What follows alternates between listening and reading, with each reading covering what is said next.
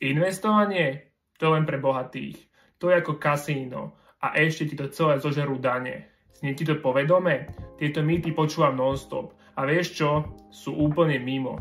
Poďme si ich rozbiť jeden po druhom. Mnoho Slovákov si myslí, že investovanie nemá zmysel, lebo zisky zožerú dane. Ak držíš akcie alebo ETF dlhšie ako 1 rok, tak neplatíš dane. Je tam tzv. Časový test. To znamená nakúp, drž viac ako 1 rok a nemusíš platiť nič. Buď vyhráš alebo prehráš. Je to ako v rulete. Nie, gambling sa rovná náhoda, investovanie sa rovná plán. Hazard má negatívnu očakávanú hodnotu. Investovanie má dlhodobo kladnú.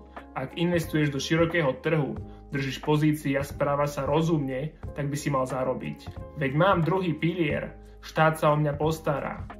No, pri dnešnej vláde úplne neviem, či to je pravda. Áno, druhý pilier je forma investovania, ale nemáš kontrolu nad výškou vkladu, nemôžeš si peniaze vybrať, kedy sám uznal za vhodné. Je to teda doplnok a nie komplexný plán na budovanie majetku.